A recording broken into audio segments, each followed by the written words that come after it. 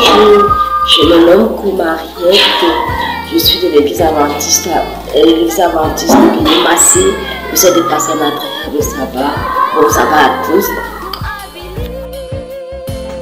Bonjour, je suis Michel Moukwele, membre de la petite église adventiste Gozen et Sos, c'est à Yaoundé. Je vous souhaite un excellent sabbat à tous et à toutes. Bonjour peuple de Dieu, je suis Aïe-Rosine, membre de l'église adventiste du 7e jour d'Onkomo. Je vous souhaite un merveilleux sabbat. Bon sabbat à tous.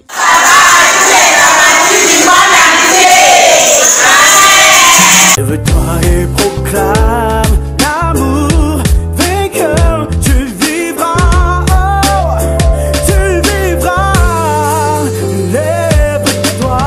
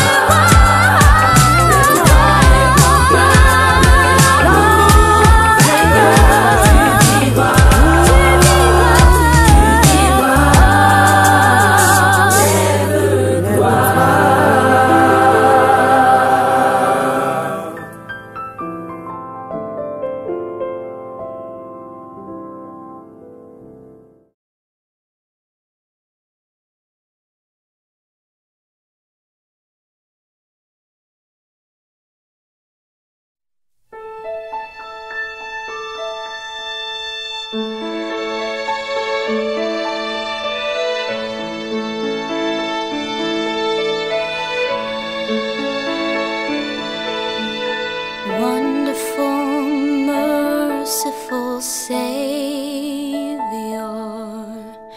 precious Redeemer and friend, who would have thought that a lamb could rescue the souls of men? Oh, you rescue the souls of men.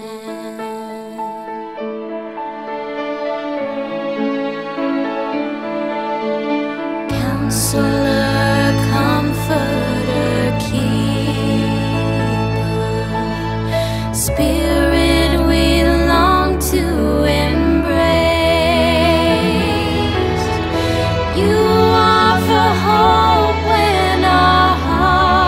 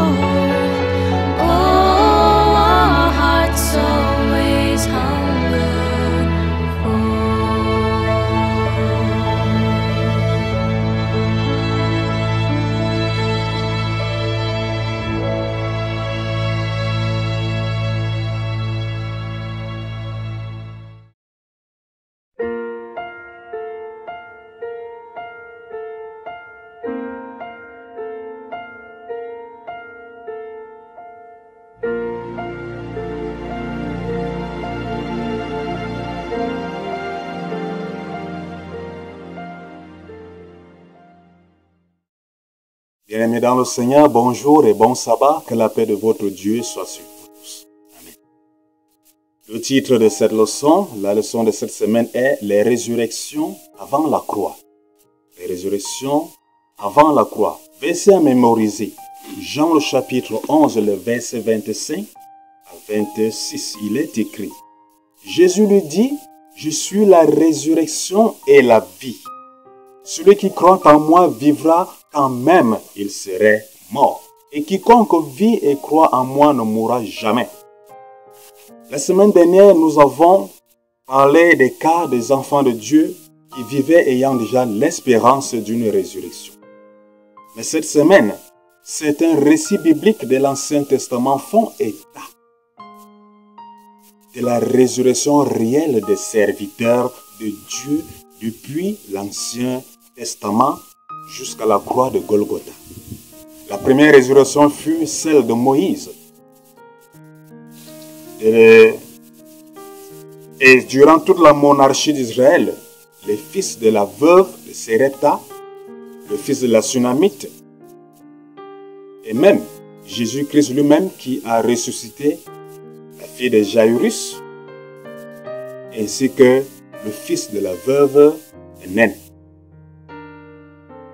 Il est à noter que tous ces gens ont été ressuscités physiquement, mais ils restaient toujours des personnes mortelles. Donc ils devraient encore mourir, ils sont encore tous morts, à l'exception de Moïse qui a été élevé au ciel dans la gloire de Dieu. Pour le cas de Moïse, donc, loin des versets dans la doctrine grecque portant sur l'immortalité de l'âme, la parole de Dieu est claire dans Jude, verset 9, où Satan venait, n'est-ce pas, discuter le corps de Moïse. La Bible ne nous fait pas allusion ici à une certaine forme d'âme qui serait en vie quelque part que Satan venait discuter avec Dieu, mais du corps de Moïse. Donc, Moïse a été bel et bien ressuscité physiquement et amené au ciel. Dans le livre de Hébreux chapitre 11, il est question ici des femmes qui ont fait l'espérance de la résurrection. Ce fut alors le cas, n'est-ce pas, du fils de la veuve de Sérepta. Cet enfant fut ressuscité par l'intermédiaire du prophète Élie.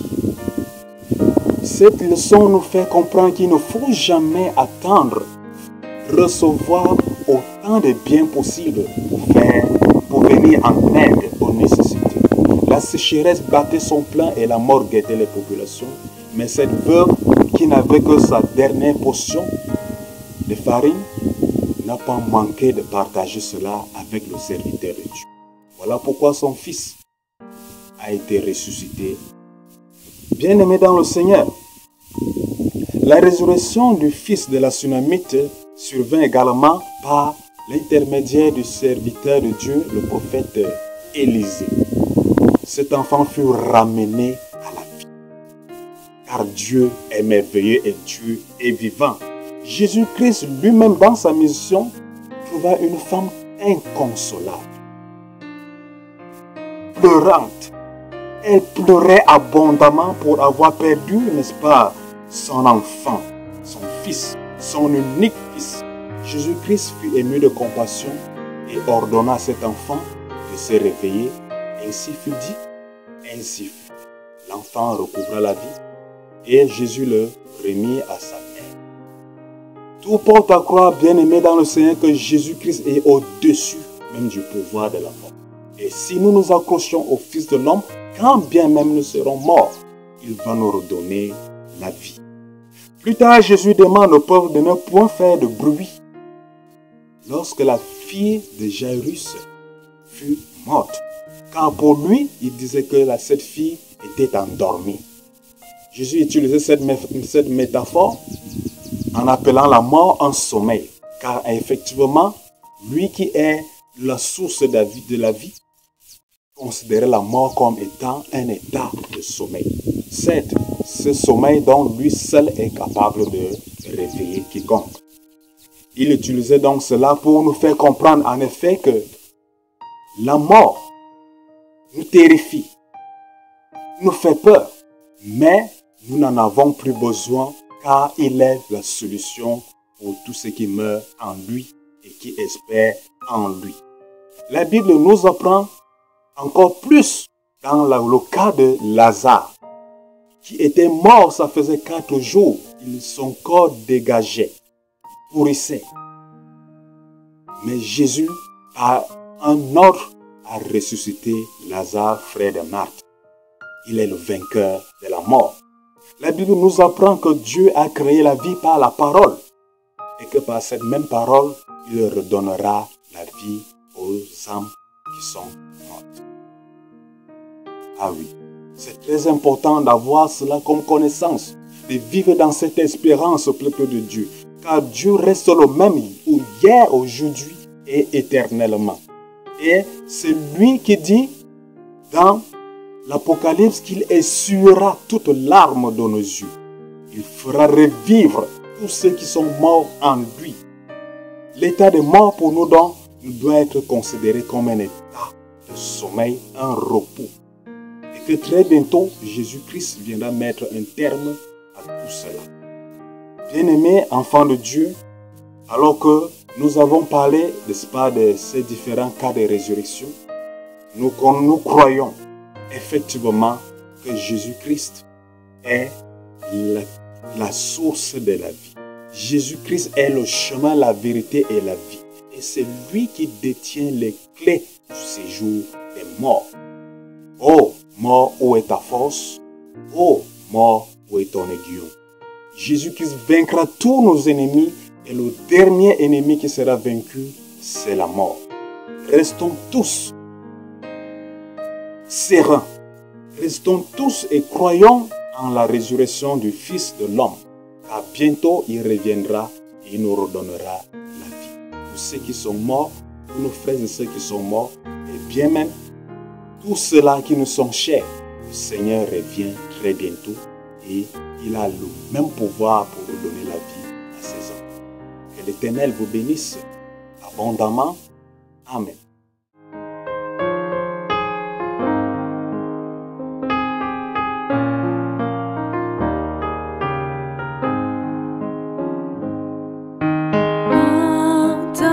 Jésus t'appelle, viens au pécheur, il t'attend.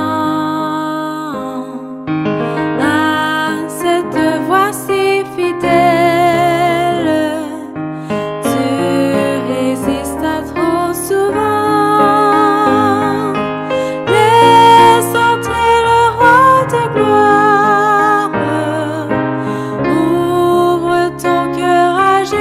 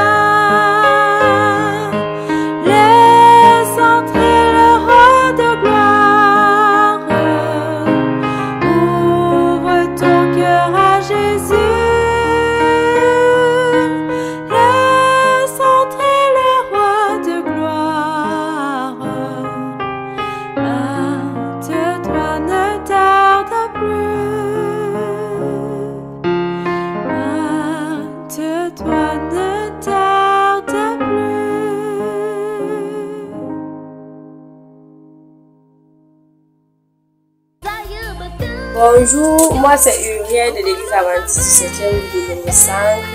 Alors je vous souhaite un joyeux sabbat. Bonjour mes frères et sœurs en Christ, moi c'est le frère Armel et Bondier. Je souhaite un joyeux sabbat à tous mes frères. Bye bye. Bonjour, je suis la sœur Bémégue Donkas. Je suis de l'église adventiste du 7e jour de Fandena 2 à Yaoundé. Je vous souhaite de passer un agréable sabbat sous la protection de notre Dieu. Bon sabbat avec la partie du monde entier.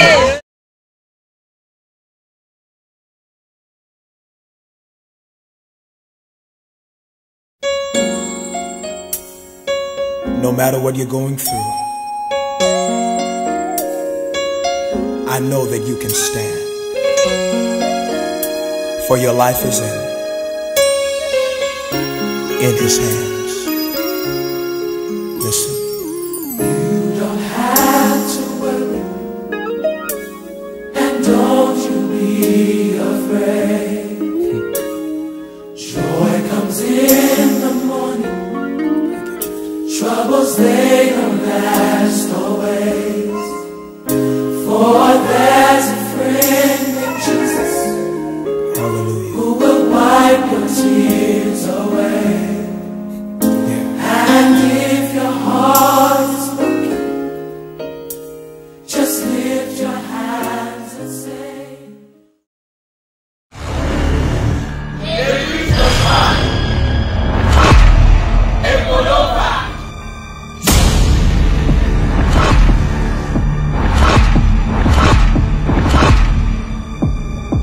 avec ma foi et mon instrument.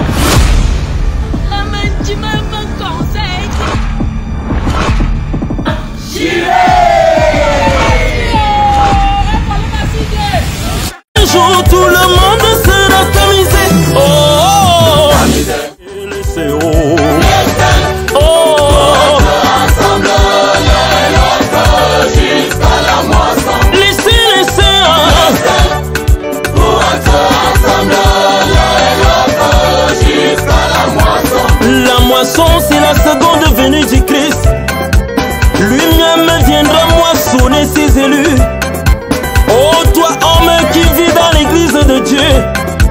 Oh toi qui vis dans ce monde de péché. De quel côté seras-tu? L'ivraie ou la bonne semence? Car au dernier jour tout le monde sera tamisé. Oh, tamisé. Tout le monde. Tout le monde sera tamisé. Toutes les églises adventistes, baptistes, catholiques, les Jésus sauvé guéri, la vraie église et même les témoins de Jéhovah, tous les pasteurs, les anciens et même les diaconesses, les magistrats, avocats et même les députés, tout le monde dans nos familles, les homosexuels, les charlatans et même les magiciens, tous les policiers, les militaires et même les gendarmes, et même les chefs d'État, les gouvernements, les royautés. Alors, Christian Guinée, là-dedans, on va secouer, travailler. Et même les médecins, même nos papes, tout le monde va s'aimer, va récolter. Oh, Tami, oh, Tami, oh, Tami de Dieu, tout le monde sera tamisé.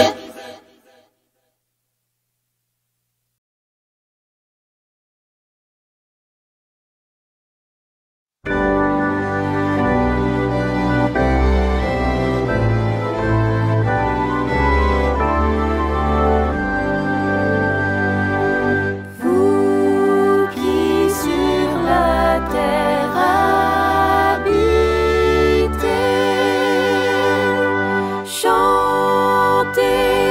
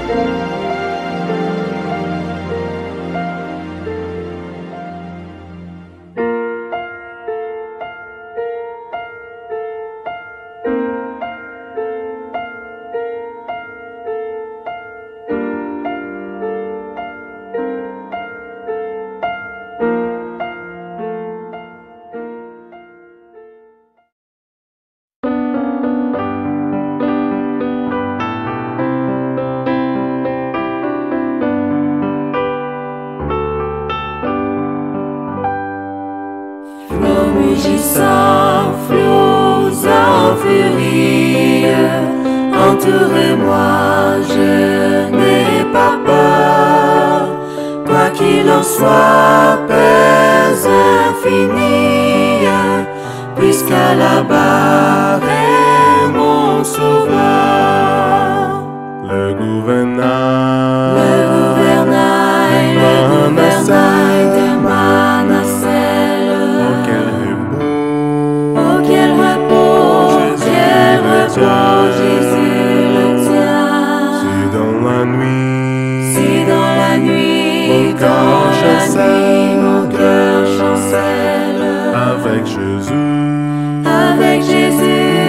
Avec Jésus, oui tout est bien. Et vous réussirez, quelle menace qui présageait plus d'un malheur. Calme, je puis vous voir en face, puisqu'à la barre est mon sauveur. le gouvernail de Manassel. Oh quel repos, Jésus le tient. Si dans la nuit, mon cœur chancelle. avec Jésus, oui tout est bien. Jour après jour, nouveaux orages, nouveaux périls, point de frayeur. Bientôt j'atteins le grand rivage, puisqu'à la barre est mon sauveur. le gouvernail de Manassel. oh quel repos, Jésus le tient. si dans la nuit, Mon cœur chancelle. avec Jésus, oui tout est bien.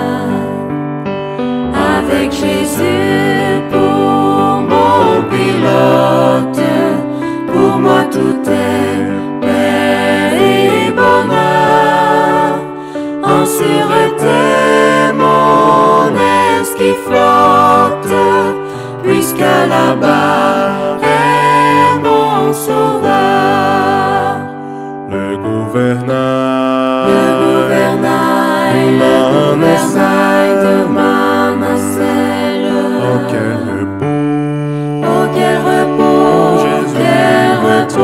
Jésus le tient. si dans la nuit, mon cœur chancelle. avec Jésus, oui tout est bien.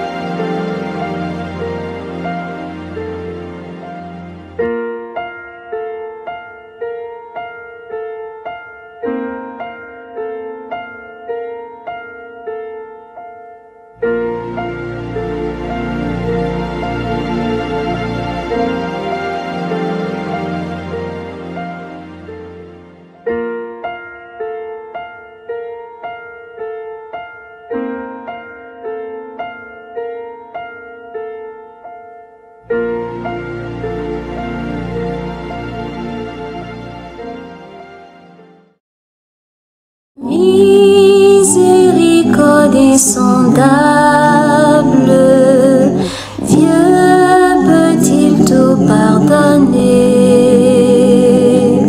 Absous dans ses grands coupables et mes péchés oubliés. Jésus, je viens à toi, tel que je suis, je viens à toi, Jésus, je viens à toi, tel que je suis, Seigneur, prends-moi.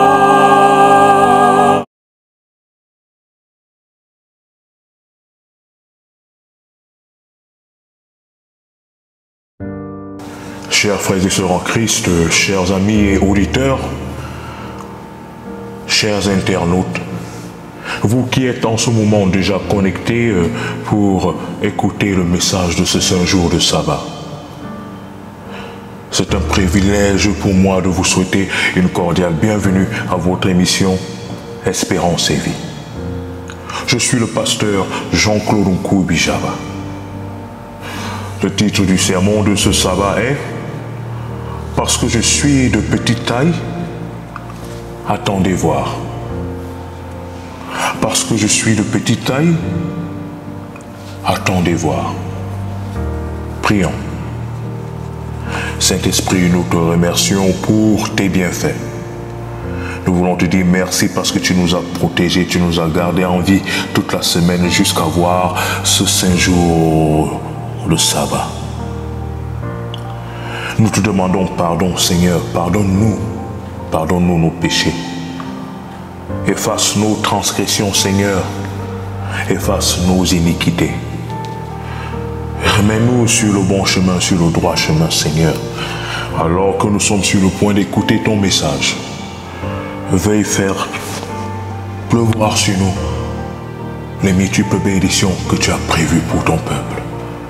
Et permets que nous puissions être obéissants, suivant tes principes, vivant selon ta volonté.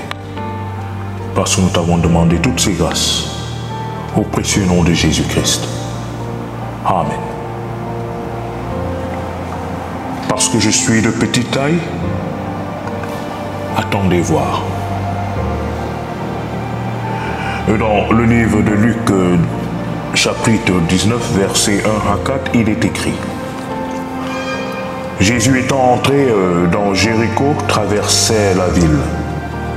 Et voici un homme riche, appelé Zachée, chef des publicains, cherchait à voir qui était Jésus. Mais il ne pouvait y parvenir à cause de la foule, car il était de petite taille. Il courut en avant et monta sur un sycomore pour le voir, parce qu'il devait passer par là. Fin de citation. Chers amis, chers frères et sœurs en Christ, chers auditeurs et chers internautes, vous qui êtes déjà connectés pour écouter ce sermon en ce saint jour de sabbat, il est impératif de savoir que pour un juif, être publicain, collecteur d'impôts, n'était pas une tâche facile. Malgré l'handicap de sa petite taille, Zachée était devenu chef des publicains. Dans le contexte particulier où il vivait, il apparaît donc comme quelqu'un qui savait surmonter les obstacles insurmontables qui se dressaient devant lui afin d'atteindre le but qu'il s'était fixé. Ayant entendu parler de Jésus-Christ et de sa traversée de la ville de Jéricho, la Bible nous dit que Zachée cherchait à voir qui était Jésus. Mais il ne pouvait y parvenir à cause de la foule, car il était de petite taille. Chers frères et sœurs en Christ, chers amis et auditeurs, oui, ceux qui sont de petite taille sont généralement les sujets de rire, de moquerie et de mépris. Lorsque tu n'es pas aussi belle que les autres, ceci symbolise la petite taille. Lorsque tu n'es pas aussi beau et mignon comme les autres, ceci symbolise la petite taille. Lorsque tu n'es pas diplômé comme les autres, ceci symbolise la petite taille. Lorsque tu n'es pas en bonne santé comme les autres, ceci symbolise la petite taille. Lorsque tes parents ne sont pas riches comme les parents des autres, ceci symbolise la petite taille. Lorsque tes enfants ne sont pas positionnés dans les grands milieux de la société, ceci symbolise la petite taille. Lorsque tu n'es pas aussi sain que les autres membres d'église et que tu luttes encore avec tes faiblesses, ceci symbolise la petite taille. Lorsque les hommes ne sont pas intéressés à toi et que tu sembles vieillir dans le célibat, ceci symbolise la petite taille. Lorsque les femmes ne s'intéressent pas à toi et que tu sembles vieillir dans le célibat, ceci symbolise la petite taille. Lorsque tes collègues ont des promotions et que tu es toujours sur place, ceci symbolise la petite taille. Lorsque les autres femmes sont heureuses dans leur foyer avec leurs enfants, mais que toi, tu demeures stérile dans ton foyer, ceci symbolise la petite taille. Lorsque les autres femmes, Bayam Salam ou commerçantes, vendent beaucoup et prospèrent, tandis que tu peines à vivre dans ton commerce, ceci symbolise la petite taille. Oui, nous sommes tous quelque part des Zachée. Il est important de constater que Zachée ne s'était pas laissé décourager ni influencer par sa petite taille. Il était déterminé à voir le sauveur de l'humanité, Jésus-Christ. Quelles que soient nos faiblesses et manquements, quelles que soient nos petites tailles spirituelles, matérielles et symboliques, rien ne doit nous décourager et empêcher de voir notre sauveur face à face. Tout comme Zachée ne s'était point laissé démoraliser par la foule, nous aussi, nous ne nous laissons pas démoraliser par ceux qui nous méprisent, par ceux qui se moquent de nous et par ceux qui nous considèrent comme des grands pécheurs et des ratés de la vie, des ratés de la société. Zachée, voyant la foule qui l'empêchait de voir Jésus-Christ à cause de sa petite taille, ne s'était point découragé et il se dit sûrement en lui-même, parce que je suis de petite taille, attendez voir. La Bible nous dit que Zachée, sans tenir compte de son rang social, ni du mépris dont il était sujet à cause de sa petite taille et de sa mauvaise vie, courut avec détermination et avec espoir vers le Sauveur.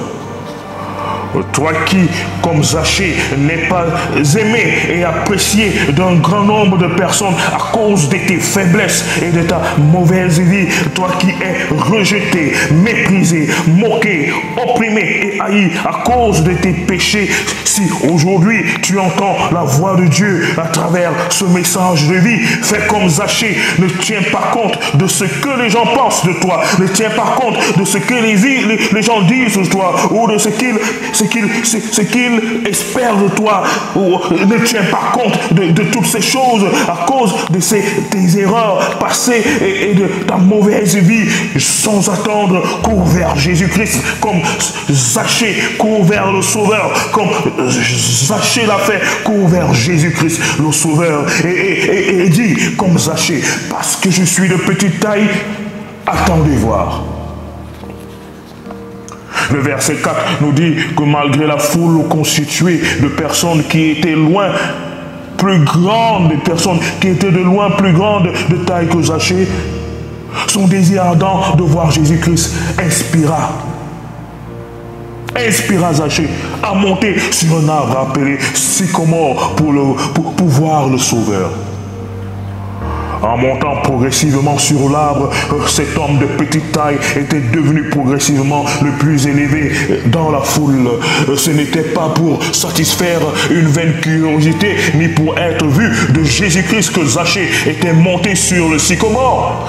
Il souhaitait simplement voir Jésus-Christ, car il avait entendu parler de lui et avait appris que souvent, il s'était montré plein de miséricorde pour les hommes méprisés comme lui. Zachée ne s'est pas servi non plus de ce sycomore comme un promontoire pour être au-dessus des autres, mais comme un moyen pour lui permettre de voir le Sauveur face à face. Pourtant, la bienséance ne permettait pas à un homme de son rang social de monter sur un arbre. Les efforts déployés par Zachée ont été récompensés. Jésus l'appelle par son nom. Zachée, hâte-toi de descendre, car il faut que je demeure aujourd'hui dans ta maison. Luc chapitre 19, verset 5. Celui qui connaissait par lui-même ce qui est dans le cœur de l'homme, Jean chapitre 2, verset 25, avait lu dans le cœur de Zachée son ardent désir de salut. Zachée le méprisait, était devenu Zachée le racheté. Dans sa bienveillance, Dieu placera toujours sur notre chemin un sycomore providentiel qu'il nous faudra néanmoins gravir comme Zachée afin d'obtenir la bénédiction désirée. Le sycomore symbolise l'arbre de vie, la parole de vie. Jésus-Christ est la parole de vie. Il est la vie dans Jean chapitre 14, verset 6. Jésus lui dit, je suis le chemin, la vérité et la vie. Nul ne vient au Père que par moi. Fin de citation. Quelles que soient nos situations, nos manquements, nos péchés, nos insuffisances et nos petites tailles, courons à Jésus-Christ en observant ses lois selon sa parole écrite dans la Bible, et le miracle de Zachée sera le nôtre. Le Saint-Esprit nous élèvera en dignité, nos infirmités et obstacles ne seront plus. Jésus-Christ nous appellera par nos noms et il entrera dans nos vies et dans nos maisons. Mon frère, ma sœur, tourne-toi vers tes moqueurs et tes ennemis. Tourne-toi vers ceux qui te méprisent et qui disent que tu es perdu. Tourne-toi vers les obstacles et les difficultés de ta vie et dis-leur, parce que je suis de petite taille, attendez voir. Dans Luc 19, chapitre verset 6 à 7, il est écrit, Zachée se hâta de descendre et le reçut avec joie. Voyant cela, tous murmuraient et disaient, il est allé loger chez un homme pécheur. La restauration de la dignité de Zachée et le désir de Jésus-Christ à aller souper chez lui avait créé la jalousie et la panique dans la foule, cette foule qui avait pourtant méprisé Zachée. Oui, au nom de Jésus-Christ, tes ennemis seront dans la panique. Tes moqueurs seront jaloux de ta restauration. Et ceux qui te méprisent aujourd'hui seront les premiers demain à témoigner que Dieu est entré chez toi. Ton élévation, ta délivrance, ta guérison, Dieu est entré chez toi. Ton élévation, ta délivrance, ta guérison, ton succès et ton salut sont déjà téléchargés par le Saint-Esprit au nom de Jésus-Christ. Tourne-toi vers ces colosses et géants de ta vie et dis-leur, parce que je suis de petite taille, attendez voir. Dans Luc chapitre 19, versets 8 à 10, il est écrit, mais Zachée se tenant devant le Seigneur lui dit, voici Seigneur, je donne aux pauvres la moitié de mes biens. Et si j'ai fait tort de quelque chose à quelqu'un, je lui rends le quadruple. Jésus lui dit, le salut est entré aujourd'hui dans cette maison, parce que celui-ci est aussi un fils d'Abraham, car le Fils de l'homme est venu chercher et sauver ce qui était perdu. Fin de citation. Alléluia. Dans Romains chapitre 12, verset 17, il est écrit, ne rendez à personne le mal pour le mal, recherchez ce qui est bien devant tous les hommes. Fin de citation. Le témoignage de Zachée nous enseigne à réparer les torts que nous avions faits aux autres et à ne pas rendre le mal par le mal, mais à bénir ceux qui nous ont méprisés et fait du mal. Comme pour Zachée, il y aura toujours une foule de personnes ou de choses qui se dresseront devant nous pour essayer de nous empêcher de voir Jésus-Christ et la gloire de son œuvre. Mais comme lui, ayons le courage de vaincre et de surmonter les obstacles. Ainsi donc, nous serons appelés fils et filles d'Abraham, fils et filles de Dieu. Parce que je suis de petite taille, attendez voir. Amen.